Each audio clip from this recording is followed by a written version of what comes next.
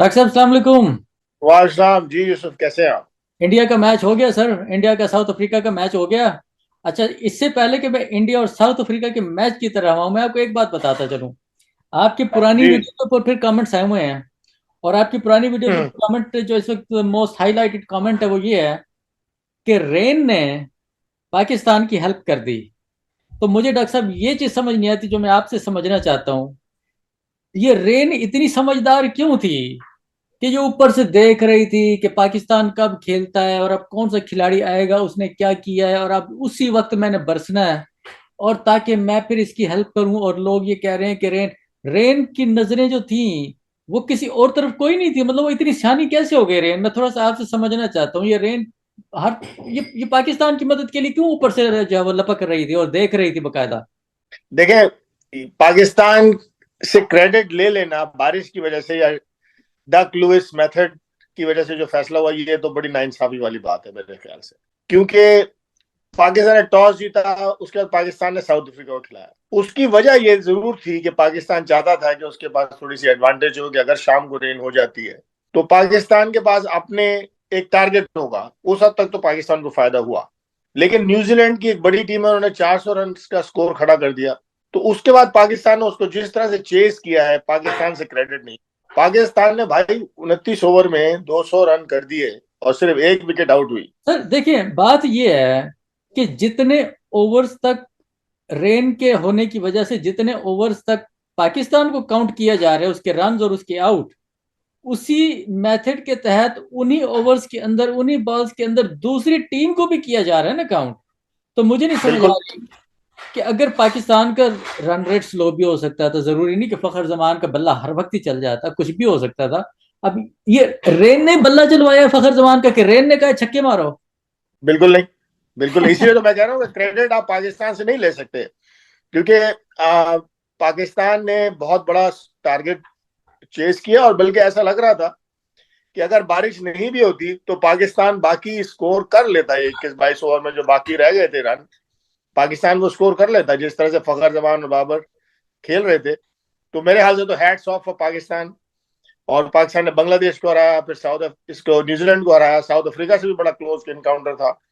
तो जैसे बार बार कह रहा हूं मैं कि, और आप भी कह रहे हैं कि Pakistan is on the rising track.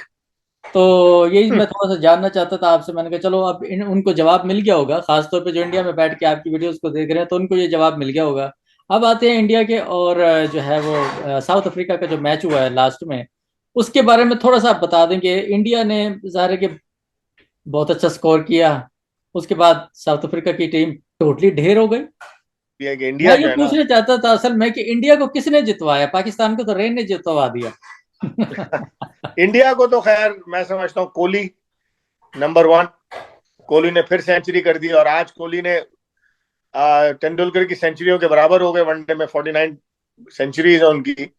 और इतनी बड़ी करियर के बावजूद उनकी 56 की एवरेज है, और उसके बाद उनका 96 का स्ट्राइक रेट है। और एक अच्छे आदमी है, गुरूर नहीं लगता। कोहली की जो खूबसूरती है, कोहली बड़ा सिंपल सा आदमी है। तो मुझे तो बहुत पसंद है Kohli. I think he is a star, super star है। कोहली के तो इंटरव्यूज भी बहुत अच्छे हैं, बहुत अच्छे इंटरव्यूज हैं उसके। कोहली बहुत अच्छा आदमी लगता है। He is on the ground बड़ा वो एक थॉरो प्रोफेशनल, और बड़ा नाइस ह्यूमन बीइंग लगता है। जो जो पिच है, ये जो ईडन गार्डन की जहां पर गेम हुआ, तो इंडिया ने बैटिंग का फैसला किया। इंडिया को पता था कि उनको स्कोर ज्यादा करना होगा, क्योंकि अगर स्कोर कम हो तो फिर साउथ अफ्रीका चेस कर लेता, प्रेशर में नहीं होता। तो इंडिया ने बहुत सोच समझ के बैटिंग की। आज भी शर्मा की तो इनिंग शॉर्ट थी, 40 रन किए शर्मा ने। लेकिन उसके बाद फिर कोहली, और उसके बाद जो उनके और बैट्समैन है वो उसके अराउंड, कोहली के अराउंड वो बैटिंग करते रहे। कोहली तो आखिर तक खड़ा रहा। ये पाकिस्तानी बैट्समैन को भी सोचना चाहिए कि पाकिस्तानी बैट्समैन को भी आप जो है ना, किसी एक दो बैट्समैन को खड़ा रहना पड़ेगा थ्रू आउट द इनिंग्स। दूसरी बात है, इंडिया की जो बॉलिंग है वो भी उनकी बहुत नपी तुली लाइन लेंथ पे गेंद कर रहे हैं। लाइन लेंथ से मुराद ये है कि जो गेंद होती है वो विकेटों में रखना, और उसके बाद उसकी जो लेंथ है, लाइन लेंथ, कि वो शॉर्ट ऑफ गुड लेंथ वो कर रहे हैं। बॉल इस तरह के बैट्समैन को रूम नहीं देते वो खेलने का। और उनकी जो गंदी बॉल है, जैसे टांगों पे बॉल कर दिया या ओवर पिच कर दी, वो गेंदें उनकी बहुत कम होती हैं। हसबे मामूल शामी जबरदस्त खेला, और सिराज ने जबरदस्त बॉलिंग की। अच्छा, इंडिया और ने जो तो उनका बहुत अच्छे स्पिनर गेम है, का बहुत अच्छी गेम का मुजाहरा कर दिया इंडिया ने। साउथ अफ्रीका के बारे में कहा क्या कहेंगे, उसमें क्या कौन से ऐसे फ्लैश थे आज, आई मीन कल जो मैच हुआ है? साउथ अफ्रीका की बैटिंग तो कोलैप्स हो गई। मैं देख रहा था कि इवन उन्होंने डिफेंसिव अगर शॉट खेला तो बॉल जो थी ना वो ग्रिप कर रही थी। इसका मतलब ये है कि जो पिच इसकी है ये ईडन गार्डन की, बाय द वे पाकिस्तान और इंग्लैंड का मैच भी अब ईडन गार्डन पे ही होगा। जी। तो ये भी देखने वाली बात है कि ईडन गार्डन की जो पिच है वो उस पर बॉल रुक के आता है, यानी कि बॉल जो है ना वो विकेट रोक लेती है उससे, उसके बाद वो आती है। तो स्लो हो उससे क्या जाती होता है। है कि बैट्समैन के जो टाइम है वो गलत हो जाता है।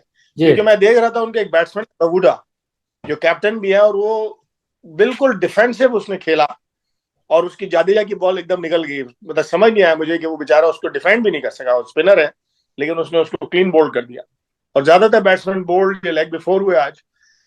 तो जारी बात है पिच भी उनको हेल्प कर रही थी, लेकिन इतना बड़ा स्कोर भी उन्होंने खड़ा कर दिया था कि साउथ अफ्रीका के पास कोई चारा और नहीं था। तो इसके बाद लेकिन अब डॉक्टर साहब, अब आप साउथ अफ्रीका को कहाँ पे देखते हैं खड़ा हुआ? साउथ अफ्रीका इस वक्त कहाँ पे खड़ा देखते हैं? South Africa number second team है अभी भी, क्योंकि उन्होंने भी अपने ज्यादा मैच जीते हैं, उनके 6 मैच जीते हुए हैं उन्होंने। और उनका जो आखिरी मैच है वो अफगानिस्तान के साथ है, वो पूरी कोशिश करेंगे कि वो मैच जीते। तो साउथ अफ्रीका अभी भी नंबर 2 पे, और हो सकता है कि टूर्नामेंट के एंड पे भी नंबर 2 पे ही रहे। लेकिन अगर अब वो नंबर 3 पोजीशन पे भी आती है तो उनका मुकाबला वही ऑस्ट्रेलिया से ही होगा। That is not going to change it. जी। जी। तो ये जो मैचेस हैं इनकी कोई इंपॉर्टेंस उनके लिए नहीं है ज्यादा, एक्सेप्ट कि अफगानिस्तान से हमारे लिए जीतना जरूरी है साउथ अफ्रीका का। क्योंकि अगर अफगानिस्तान साउथ अफ्रीका को हरा देता है तो उसके 10 पॉइंट हो जाएंगे, और अगर ऑस्ट्रेलिया को हरा देता है तो फिर तो पाकिस्तान कट गया। लेकिन अगर एक भी टीम से हार जाता है तो रन रन रेट के बेसिस पे पाकिस्तान ऊपर आ जाएगा। तो इस लिहाज से हमारे लिए इंपॉर्टेंट है। आपकी इंडिया में आपको देखने वाले बहुत सारे लोग जमा हो गए हैं सर। तो मुझे भी खुशी हो रही है, आपको भी खुशी होनी चाहिए। और मेरा ख्याल है कि हो सकता है कि वो लोग भी खुश हों, लेकिन मैसेजेस उनके बड़े जरा करफ्ट किस्म के आ रहे हैं, which is okay I think. नहीं वो दैट्स ओके, लेकिन सच्ची बात है कि देखे ना, जो टीम अच्छा खेल रही है, अगर इंडिया अच्छा खेल रही है तो उसको क्रेडिट दें। So well played India. लेकिन बट एज पाकिस्तानी हमारी ख्वाहिश है कि हमारी टीम जीते और वो करे जो हम चाहते हैं, जी। यानी कि वर्ल्ड कप में आगे एडवांस करे, और वो फुली करेगी। That is C. डॉक्टर साहब बहुत शुक्रिया, thank you very much. Thank you very much.